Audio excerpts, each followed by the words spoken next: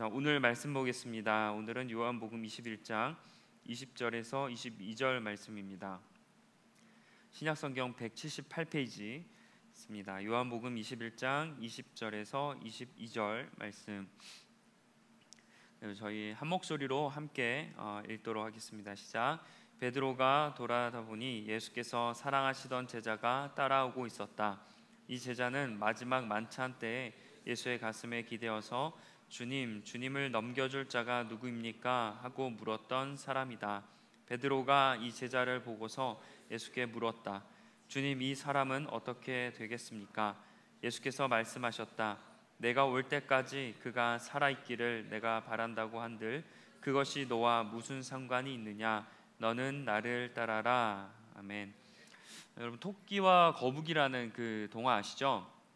토끼와 거북이가 이제 달리기 시합을 했는데 토끼가 아무래도 빠르다 보니까 거북이보다 훨씬 이렇게 앞질러서 가게 됐습니다. 그러다가 거북이를 보니까 한참 뒤에 있잖아요. 그래서 잠깐 이제 방심을 하고 낮잠을 청합니다.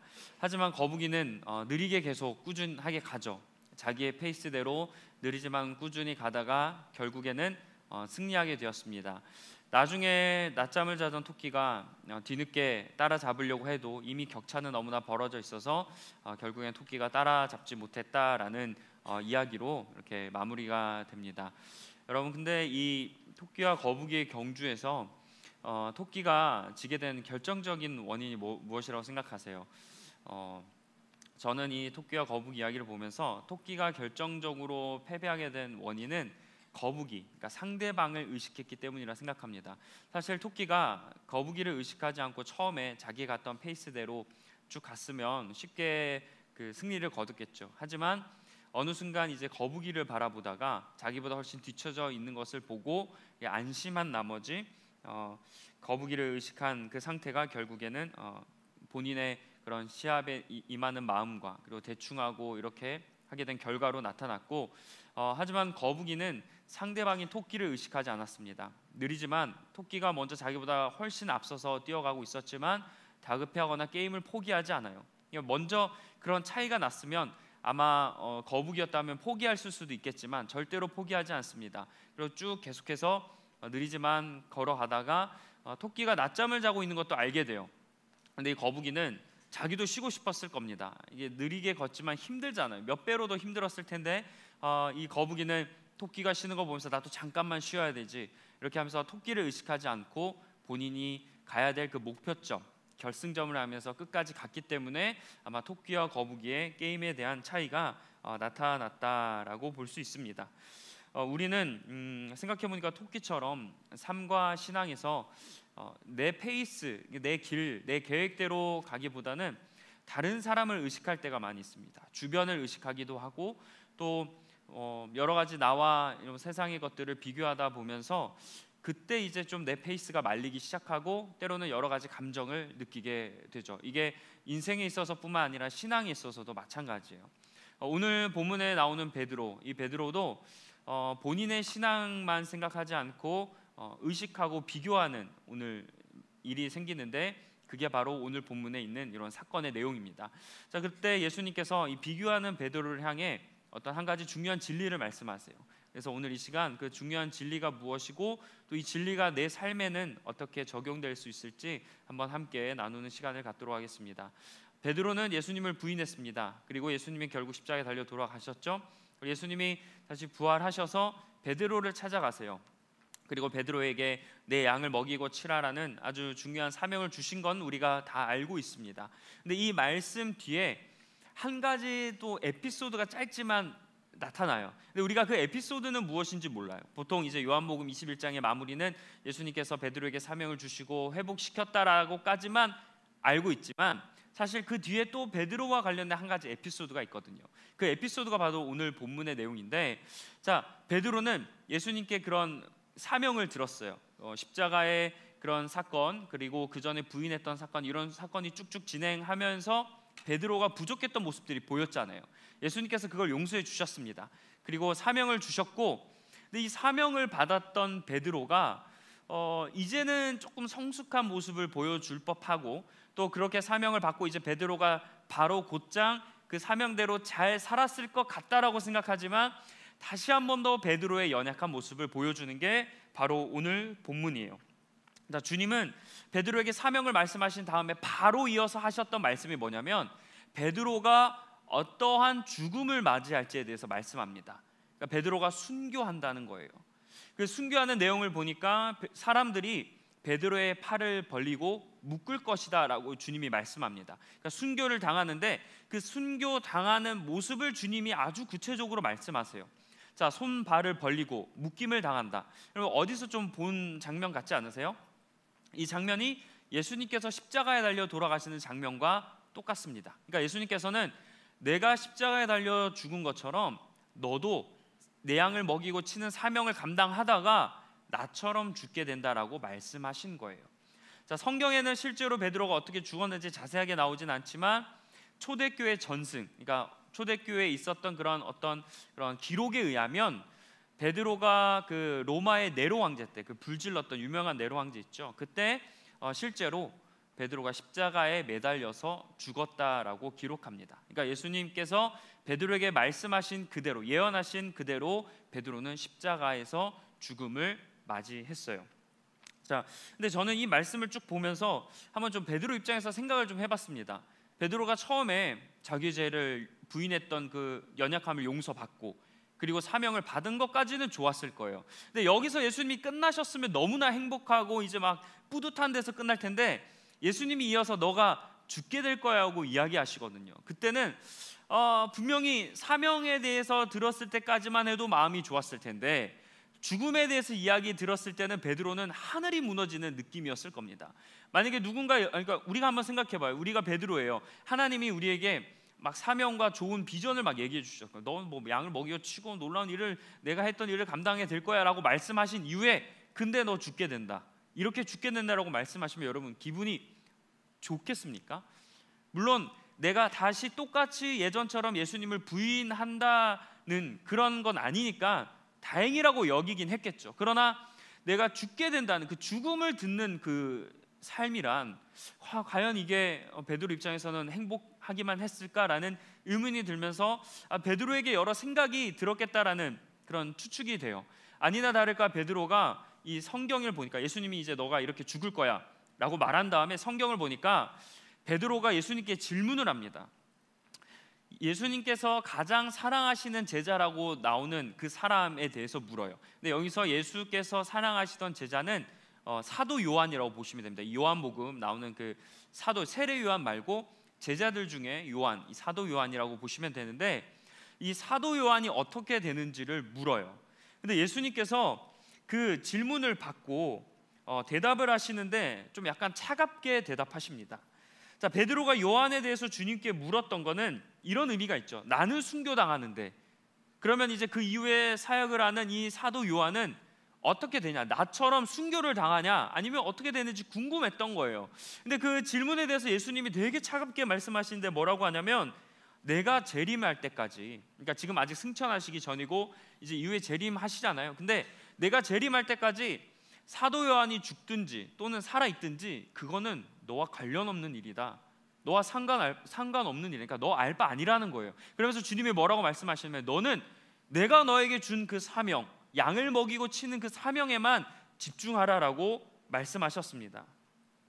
근데 성경을 보면 사실은 베드로가 왜 이런 질문을 했을지에 대한 그 마음은 기록되어 있지 않아요. 그러니까 베드로가 나는 순교당하는데 예수님이 사랑하는 제자라고 했으니까 이 제자는 과연 어떻게 될지 뭐가 질투가 나고 좀 뭔가 자신에 대한 그 신세 한탄 때문에 사도 요한이 어떠한지 물어본 건지, 아니면 진짜 사도 요한이 너무 걱정이 돼서 이 사람이 진짜 어떻게 될지, 나는 죽는데 이 사람은 어떤 죽음을 맞이할지 너무 궁금해서 물어봤는지 그 의도는 성경에 기록되어 있지 않습니다. 그런데 만약에 그냥 추측을 해봤어요. 만약에 주님이 그 베드로가 진짜 순수한 궁금증에서 물어보셨으면 좀 대답하시는 말투가 다르지 않았을까라고 추측을 해보지만 뭐 알 수는 없죠. 그래서 주님은 아주 단호하게 너 그런 약간 이런 말들, 쓸데없는 질문하지 말라고 이런 걸로 말씀하신 걸로 봐서는 베드로가 물어봤던 거에는 나름대로 좀 약간의 자신에 대한 걱정, 그런 불안, 그다음에 저 사도 요한은 어떻게 될지, 또 예수님이 사랑한다라고 했잖아요. 그러니까 뭐 여러 가지 질투와 뭐 이런 마음의 그런 감정이 섞여서 그런 질문을 했고, 그래서 예수님이 그것을 간파하시고 조금은 차갑게 말씀하신 게 아닐까라고 그런 생각을 하게 되지만, 정확하게 우리는 그 의도는 알 수는 없습니다. 그런데 분명한 것은 이 주님은 베드로가 사도 요한과 비교하는 그런 말씀을 듣고, 그런 질문을 듣고 그것에 대해서 신경 쓰지 말라고 말씀하셨다는 사실은 분명하다는 거예요. 그러니까 비교하지 말고, 저 사람이 어떻게 되든 너는 신경 쓰지 말고 너의 할 일만 신경 쓰라는 게 주님의 대답이셨습니다. 자, 여러분, 아까 제가 토끼와 거북이 얘기했지만, 이 토끼가 거북이를 의식하는 순간 경주를 멈추게 되고 승리라는 목표점에서 흔들렸어요. 그러니까 베드로도 마찬가지예요. 지금 예수님께서 사명을 받았잖아요. 그래서 사명을 받았어요. 그리고 예수님께서 죄를 용서해 주셨어요. 지금 너무나 좋은 순간 아닙니까? 예수님께서 찾아오시기까지 했잖아요. 그러면 거기서만 그 감사와 그 행복과 만족을 가지고 있었으면 되는데, 베드로가 요한을 의식한 나머지 하나님이 주신 사명이 흐트러지는 거예요. 불필요한 생각을 했습니다. 너 양을 먹이고 치면 된다란, 거기서 어떻게 내가 먹일지 말지를 고민하고 물어봤으면 주님이 퉁명스럽게 대답하지 않으셨겠죠. 그런데 이 사도 요한을 의식하고, 이 사도 요한이 예수님이 사랑하시는 제자라고 하고 막 어쨌든 그런 사람이었다 보니까 막 의식하고 비교하기 시작한 거예요. 나는 결국 죽게 되는데 이 사람은 진짜 나처럼 순교하게 될까? 어떻게 보면 나처럼 비극적인 죽음을 맞이하게 될지 안 될지를 궁금하고 막 비교하기 시작한 거죠. 그러다 보니까 주님은 베드로에게 그렇게 말씀하셨던 겁니다. 자, 베드로가 만약에 자기가 받았던 사명만 잘 간직했으면 더 아름다운 스토리로 요한복음 21장이 끝났을 거예요. 그런데 다시 한 번 더 우리는 이 모습에서 베드로의 연약함을 보게 됩니다. 보통 우리는 베드로가 사명을 받고 하나님을 사랑하느냐, 뭐 내 양을 먹이치라, 이 내용까지는 잘 알아요. 그래서 베드로가 진짜 회복됐고 그 다음에 열심히 잘 사역을 감당했구나라고 생각하지만, 그 사이에 다시 한 번 더 이 베드로의 연약함을 보게 된다는 거예요. 근데 왜 다시 베드로가 연약함을 보여줬습니까?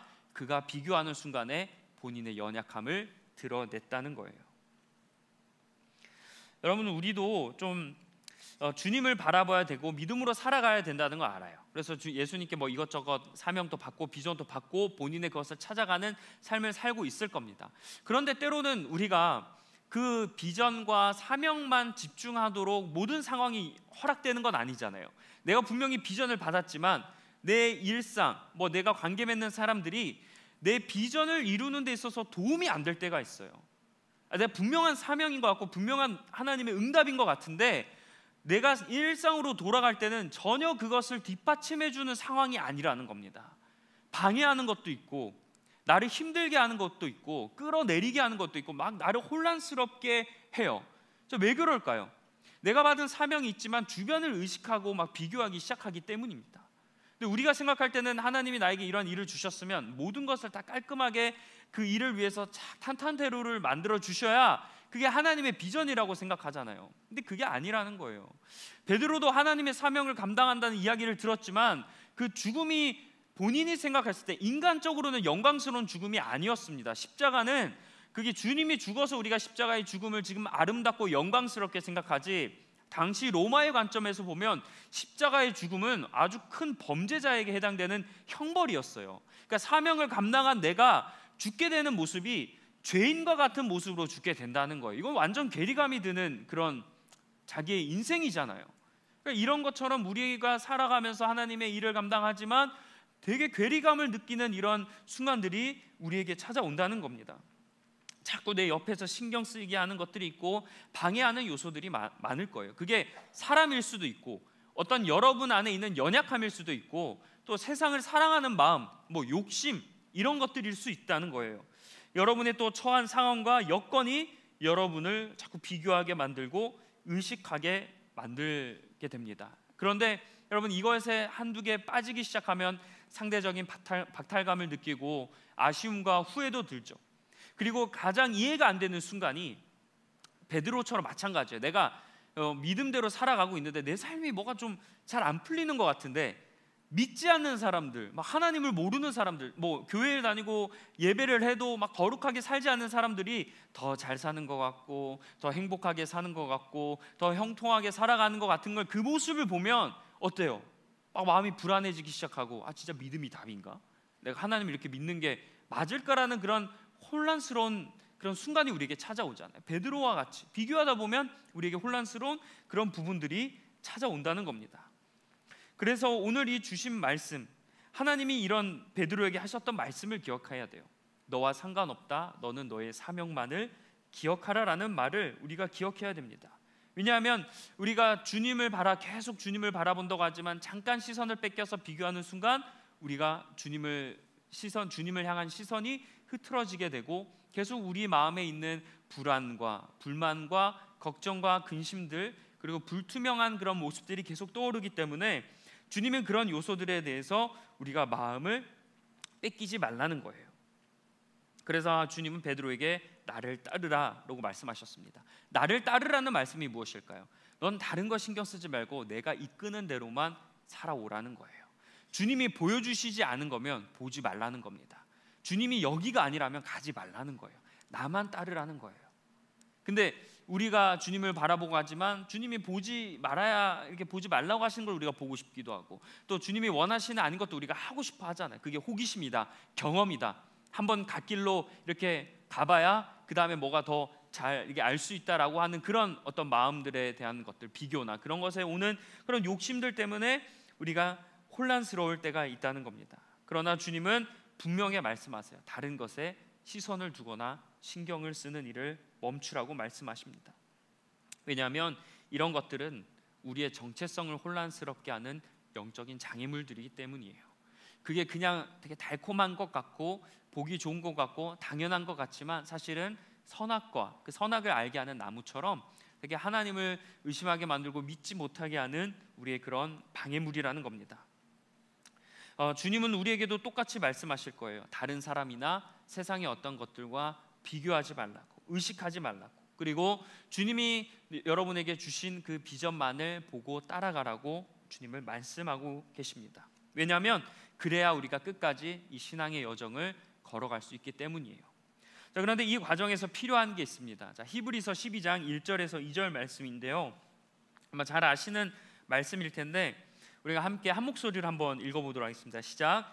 인내로써 우리 앞에 당한 경주를 하며 믿음의 주요 또 온전하게 하시는 이인 예수를 바라보자. 이 말씀은 잘 아실 텐데 보통 신앙생활을 경주에 비유하죠. 시합과 같아요. 근데 이 신앙생활이라는 게 뭐냐면 다른 사람과 비교하거나 다른 사람과의 게임에서 이기는 게 아니고, 신앙생활은 예수님을 바라보는 거예요. 근데 잠깐 이 말씀 보시면 제가 색깔로 이렇게 굵게 해놓은 게 있죠. 이 문장을 우리가 조금 기억했으면 좋겠습니다. 그게 뭐냐면 인내로써 우리 앞에 당한 경주를 하라는 겁니다. 그러니까 토끼와 거북이처럼 인내가 필요한 거예요. 우리가 신앙생활에 있어서는 막 즉각적으로 내가 뭔가 은혜를 받고 싶고, 순간적으로 내가 큰 깨달음을 얻고 싶고, 빨리 내가 이해가 되고, 내가 주님을 모르고 내가 뭐 이렇게 잘 모르겠으면 그게 빨리 나에게 지식적으로 다가오게 되고 감정적으로 느끼게 되어야 되는 이런 순간을 원하는데, 빨리 뭐가 되고 그런 걸 우리가 원하지만 신앙생활은 뭐라는 거예요? 인내라는 거예요. 인내로써 경주를 감당하라는 겁니다. 주님을 바라보면 인내가 필요하다라는 거예요. 그러니까 주어진 길, 주님이 주신 사명을 감당했을 때 가는 거는 인내가 필요하다. 인내는 성령의 9가지 열매 중에 나오는 아주 중요한 성품입니다.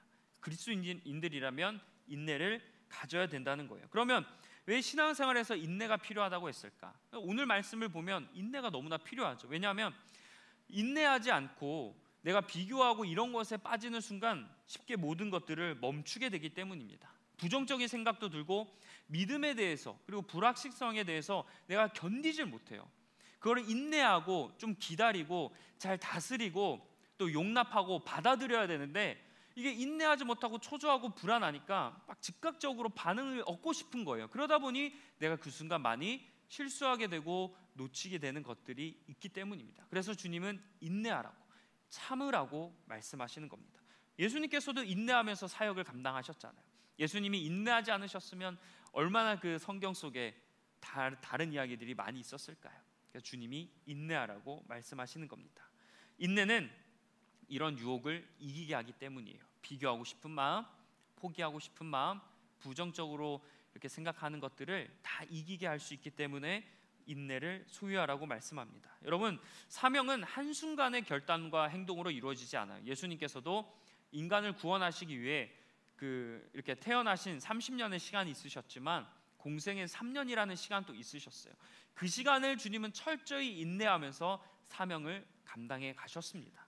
우리도 마찬가지예요. 우리도 사명을 감당하고 싶다, 비전을 이루고 싶다, 하나님 뜻대로 살아가고 싶다라고 하면 우리가 꾸준히 걸어가야 되는데, 그때 우리에게 필요한 게 인내라는 거예요. 중간에 주저하지 않고 포기하지 않고 머뭇거리지 않기 위해서는 우리가 인내로 걸어가야 한다는 거죠. 여러분, 사람마다 속도와 그런 정도의 차이는 존재합니다. 그렇죠? 당연하죠. 사람마다 차이들, 그런 비교해 보면 이런 것들이 존재해요. 근데 우리가 아무래도 이런 차이가 있다 보니까 쉽게 사람들과 다른 사람들과 비교를 하게 됩니다. 능력적인 면이나 스펙에 대한 부분이나 직장에 대한 부분들도 비교하기 시작하고, 나는 지금 아직도 이렇게 답이 보이지 않는데 누구는 벌써 직장에 들어와서 막 승승장구하고 있고 좋은 성적을 거둬서 나름대로 대학생인데 꿈을 향해서 막 나아가는데 나는 아직도 뭔가 꿈이 없어서 되게 느리게 걷고 있는 듯한 것을 느낄 때가 여러분 있잖아요. 직장에서도 나는 지금 이걸 할까 말까, 포기할까 그만둘까를 막 고민하고 있는데 다른 사람들은 직장에서 승승장구하고 연봉도 되게 부러워할 만한 그런 일들을 보면 우리도 비교하게 되고, 또 지금 연애나 결혼에 있어서도 지금 이 타이밍에 내가 너무 늦은 건 아닌가라고 생각하면서 또 여러 가지 생각들을 하게 되는, 우리는 수없이 비교를 합니다. 이 교회 안에서도 우리가 이 신앙으로 주님만 바라본다고 하지만 여러분 솔직히 주님만 바라보시나요? 여태까지 여러분 신앙생활하면서 이 성도끼리, 우리 지체들끼리도 비교해 본 적 없으세요? 그게 나보다 좋은 사람을 향해서 비교하는 걸 수도 있지만 토끼가 거북이에게 비교했듯이 나보다 이렇게 조금 더 힘들어하는 사람들과도 내가 비교하면서 상대적인 무언가를 또 생각해 본 적이 없으십니까? 우리는 이게 알게 모르게 이렇게 비교를, 믿는 사람들과의 그런 관계 속에서도 나도 모르게 비교하고 있을 수도 있다는 거예요. 신앙생활도 마찬가지예요. 나는 신앙이 지금 더디게 올라가고 있어요. 막 믿어지지도 않아요. 근데 어떤 사람은 나보다 늦게 믿었는데, 나는 모태신앙인데 아직도 하나님을 모르는데, 모태신앙이 아니고 늦게 믿었는데 막 하나님에 대한 열정이 막 신앙도 막 쭉쭉 올라가는 것 같고, 막 진짜 막 하나님에 대한 생각만 하면 막 기쁨과 감사가 넘치는 그런 사람들이 있잖아요. 나는 기도와 말씀 생활이 잘 되지 않는데 어떤 사람은 막 그거를 잘하고 막 열심히 하는 사람이 있고, 그리고 또 어떤 사람들은 눈에 띄는 자리에서 섬기기도 하고 또 엄청 큰 달란트와 이런 걸 가지고 막 섬기기도 하고, 그러면서 막 사람들의 인기가 많고 막 두각이 나타나는데, 나는 찾아봐도 여러 가지 인생에 있어서도 그렇고 신앙에 있어서도 그렇고 달란트나 이런 게, 재능이 이런 게 없는 것처럼 보일 때, 막 이런 것을 보면서 내가 신앙적으로도 내가 너무 뒤처져 있지 않는가라는 생각을 하게 됩니다. 부러움이 들 수도 있죠. 그래서 주님이 말씀하시는 거예요. 그거는 상관이 없다는 거예요. 그런 마음이 들 때 여러분, 주님이 여러분에게 말씀하시는 거예요. 그런 것은 너의 신앙과 사명과는 관계가 없다는 거예요. 하나님이 나를 내 스피드에 맞게 때에 따라 알맞게 이루어 가신다는 겁니다. 비교하는 우리에게 너와는 관계가 없다. 여러분, 삶과 신앙에 있어서 비교하는 부분들이 있으십니까? 언제 가장 비교할 때가 있어요? 주님을 바라보지 못하고 현실을 바라보게 하거나 믿음이 흔들리게 하는, 그런 주님께 집중하지 못하게 하는 그런 비교들, 다른 것에 내가 계속 의식하게 하고 여러 가지 물질이나 여러 가지에 더 쳐다보는 나의 시선들, 그게 여러분 사람 때문에 오는 비교입니까? 아니면 상황 때문에 오는 비교입니까? 무엇입니까? 여러분, 한번 어떤 것 때문에 내가 불안함을 느끼고, 믿음은 하나님을 믿으면 내 마음에 평화가 임한다고 했는데 전혀 평화롭지 못하고 늘 흔들리고 불안하고 걱정하고 있는 여러분의 마음, 그 마음은 도대체 어디서 나오는 비교인지 한번 여러분 잘 돌아보시길 바랍니다. 그런 다음에 오늘 말씀을 돌아보셨으면 좋겠어요. 오늘 말씀은 비교하는 대신에 받은 사명에 집중하라고 합니다. 의심하는 대신에 하나님을 신뢰하라고 말씀하세요. 불안한 대신에 믿으라고 말씀하시고, 불평하는 대신에 하나님을 찬양하는 인생으로 나아가라고 합니다. 가장 가까운 사람부터 비교할 수는 있어요. 베드로가 요한을 비교했던 가장 가까운 사람과 비교할 수도 있고, 토끼와 거북이처럼 나의 경쟁 상대와 나를 비교할 수도 있습니다. 그러나 주님은 그런 상황 가운데 비교하지 말고 나만 바라보라는 거예요. 인내하면서 내가 너에게 주어진 길대로 걸어오라고 말씀하고 계십니다. 주님은 우리에게 이 메시지를 오늘 분명하게 전달하고 계세요. 혹시 여러분 비교하는 것 때문에 그게 뭐 좋은 크든 작든 비교나 이런 의식과 다른 것을 쳐다보면서 나오는 그런 부족함이나 상대적인 결핍이나 이런 것 때문에 혹시 마음이 어려워하시는 분들이 계시면 오늘 주님 말씀합니다. 너와는 관계가 없고 내가 너에게 준 그 길대로 잘 따라오라고 말씀하세요. 그리고 지금은 이런 거 있지 않은 분들이 계시면 언젠가 살면서 한 번쯤은 이런 순간이 찾아올 겁니다. 그때 이 오늘 말씀, 이 베드로, 주님께서 베드로에게 하셨던 이 말씀을 기억하며 그 순간을 믿음으로 잘 이겨내시는 우리 귀한 청년들 되시길 간절히 소망합니다. 이제 말씀을 맺겠습니다.